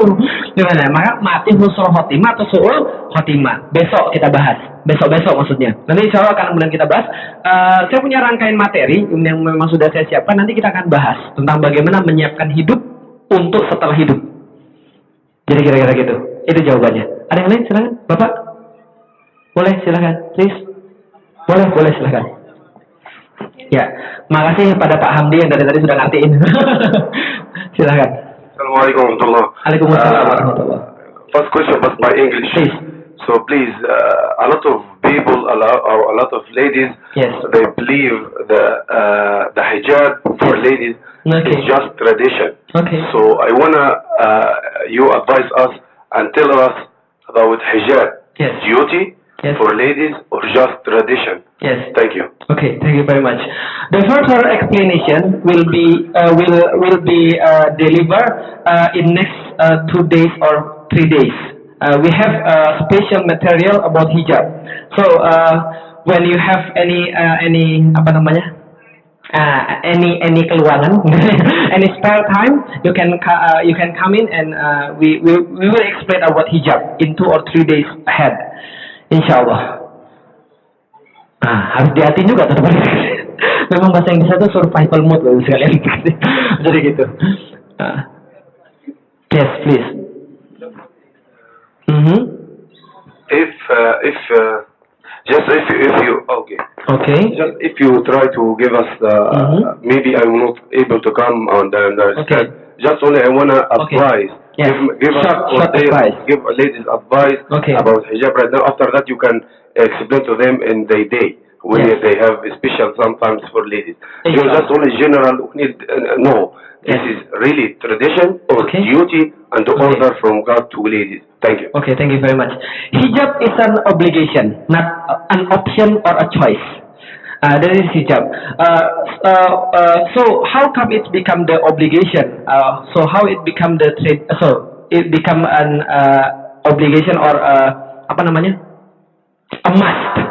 Because Allah have said in Al Quran in Surah An-Nur verses 31 and Suratul Ahzab verses 59. So Allah had said in An-Nur to the women to cover his head with khimar. So khimar is different from hijab because khimar is the upper clothes. We know it as kerudung. Indonesian call it as kerudung. So in Al-Ahzab verses 59, Allah have said, Ya ayuhan nabiyyu kulli aswajika wa banatika wa nisa'il mu'minin yutnina alaihinna min jalabibihinna, to cover all of her body with jilbab. So jilbab means the lower clothes. The lower clothes that apa diulurkan itu bahasa Inggrisnya apa tuh? Apa diulurkan bahasa Inggrisnya? Yutnina itu bahasa Arabnya kan ya. Diulurkan to cover all of his bodies because the women aurat is everything in her body except this and this according to Rasulullah. Hadza wa hadza. So in further explanation we will convey it in 2 or 3 days, inshallah. That is the short explanation about hijab. Thank you so much. So please, any question? Wih, gaya udah mau bahasa Inggris aja. Silakan. Iya, apa ya? Belajar ya. Assalamualaikum warahmatullahi wabarakatuh. Ya, silakan. Tadi mengatakan bahwa Bapak tidak ada nasib dan takdir gitu kan. Betul. Padahal salah satu sahabat Rasulullah mengatakan, Mhm. Sayyidina Umar tegas sekali bahwa hidup itu dari takdir satu ke takdir yang lain. Betul. Jadi referensinya Bapak mengatakan tidak, tapi dia Betul. lihat ternyata hidup adalah dari takdir satu ke takdir yang lain. Mhm. Jadi maaf, tolong Islam. Gak apa-apa Pak, thank you very much. It's about destiny, tentang takdir. Jadi gini Bapak Ibu sekalian, besok, tepat hari besok, kita akan bahas tentang takdir. Karena salah satu daripada rukun iman adalah percaya pada takdir. Maka besok kita akan bahas takdir. Karena itu Bapak Ibu sekalian, yang hadir pada hari ini, tolong besok hadir. Karena kalau hari ini cuma hadir, ini pemahamannya setengah. Karena besok akan saya bahas, apa yang dimaksud dengan takdir. Kalau ini kan pilihan nih. Nah besok akan saya bahas tentang, kalau itu di mana takdir? Kafir, muslim, itu takdir atau pilihan sih? Gitu kan ya? Atau kemudian jadi orang baik, jadi orang jahat, itu pilihan apa bukan sih? Kan katanya takdir semua dari Allah. Nah, nanti kita akan besok akan bahas tentang takdir, insya Allah. Nah, sebagai bocorannya, itu adalah bagian daripada rukun iman. Berarti pasti ada, Pak. Nah, tapi pembahasannya besok, insya Allah. Oke, clear ya? Tahu clear? Clear itu pakai untuk gambar itu sekalian. Itu clear. Oke, silakan. Ada yang lain? Ada terakhir, last one? Silakan, Ibu. Waalaikumsalam. Boleh. Ibu. Oh, silakan Ibu. Siapa tahu nanti ada pencari bakat. Ada 2 pertanyaan, mohon maaf. Ya. Sebelumnya, kemarin Bapak menyinggung soal kalau nilai Tuhan lain-lain setiap orang. Kalau saya begini Pak, kan tadi Bapak juga menyinggung sinetron. Di sini juga ada Pak, disebutnya kan soap opera. Oh. Jadi kalau misalnya Soap opera. Oh, soap opera, opera sabun. Jadi nonton itu kan dia asik tuh Pak. Ya. Jadi lupa mau sholat atau apa. Ya. Kalau misalnya kan Bapak menilai katanya nilai Tuhan 50.000, 10.000 apa yang begitu yang kemarin Ya. Bapak jelaskan. Kalau bagaimana kalau kita bilang tuh dia cinta Allah, tapi yaitu tertinggal. Tapi dalam dia masalah nggak taat. negara. Nah itu bisa dikatakan sebagai jangan menilai Allahnya yang berupa 50.000 atau apa, tapi Ya. manusianya itu iman takwanya itu apakah bisa disamakan diartikan begitu? Jadi iman takwanya yang senilai itu, jadi bukan Allahnya Pak, jadi Ya. bukan Tuhannya. Betul. Nah itu bagaimana? Apakah itu bisa diartikan demikian? Ya. Nah itu satu Pak ya, pertanyaan Ya. saya. Yang kedua banyak sekali Pak pemakaian bracelet Mhm. atau pendant. Mhm. They call rechargeable life. Yes. Itu ya kalau ada orang yang bisa mempercayai bahwa itu akan membuat seseorang itu menjadi menggunakan pendant atau apa. Itu hukumnya apakah diperbolehkan Atau tidak? apa ada sirik di situ atau memang boleh kita itu menggunakan pendant itu? Terima kasih. Oke. Thank you very much. Oke, yang pertama Ibu sekalian, yang kita bahas kemarin tentang yang nilai Tuhan. Masih ingat kan ya? Ada yang nilai Tuhannya 3 juta sebulan, ada yang nilai Tuhannya 30.000 per jam, kan ya? Nah, apakah kalau kita contoh nonton opera sabun, nonton sinetron, sampai kemudian lalai dalam sholat kita, apakah benar itu adalah kita nilai Tuhan harga segitu atau cuma iman saja harga segitu? Saya kasih tahu Ibu sekalian, iman sama keyakinan pada Allah itu sama. Itu kan ya? Karena iman itu apa coba? Betul. Iman kata Rasulullah adalah percaya bahwa Tuhan itu adalah Allah. 2, percaya lagi pada kitab-kitabnya, rasul-rasulnya. Apalagi? Yaumil kiamah, malaikat. Dan yang keenam, takdir yang kita bahas besok. Nah, berarti ini adalah kemudian sama. Keimanan kita harganya segitu sama seperti harganya Allah segitu. Itulah kemudian terjadi pada kita. Tapi kita tetap mencintai Allah. Saya kasih tahu Ibu sekalian, cinta itu ada 2. Cinta yang kita rasa cinta atau cinta yang benar-benar cinta. Apa bedanya cinta dengan kemudian yang benar-benar cinta atau cinta yang kemudian kita rasa cinta? Kalau cinta itu mewajibkan adanya pengorbanan. Makanya orang cinta itu buta. Gunung yang paling tinggi didaki, lautan yang paling luas diseberangi. Semua demi cinta. Gitu kan ya? Mohon maaf, tai serasa coklat. gitu kan ya. Apalagi coklat gitu kan ya. Yang biasa nggak suka dangdutan jadi bagus lagu dangdut ini kan ya. Cinta itu buta. Makanya orang yang jatuh cinta itu kayak orang gila. Paham ya saudara sekalian? Sholat nggak berhenti tahajudnya itu gara-gara rasa cinta. Dia kayak orang gila jadinya. Karena dia muncul rasa cinta tadi. Makanya kalau kemudian dia nonton sinetron kemudian melalaikan sholat, mungkin dia cinta Allah tapi dia lebih cinta sinetronnya. Kayaknya gitu ya. Nah makanya jangan begitu gitu. Nah lah kenapa? Tapi siapa yang mencinta Allah? Saya kasih tahu sekalian. Ini ingat baik-baik ya. Saya kasih tahu ya. Ingat baik-baik. Cinta itu sekuat apa? Tergantung Anda habiskan berapa banyak waktu di situ. Jadi bukan kita cinta karena itu kita pengen lama-lama, tidak. Kita lama-lama karena itu kita jadi cinta.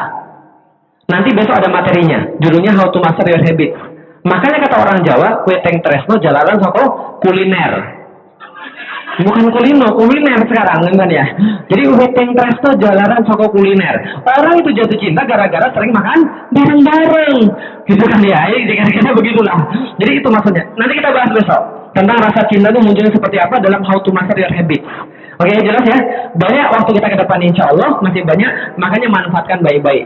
Kita nggak tahu kapan kita bisa ketemu lagi, gitu kan ya. Nah ini bisa saya sampaikan. Mohon maaf saya nggak bisa teruskan karena sudah waktunya sudah lewat. Ini udah overcharge ini kan ditanya. Emangnya kita bisnis.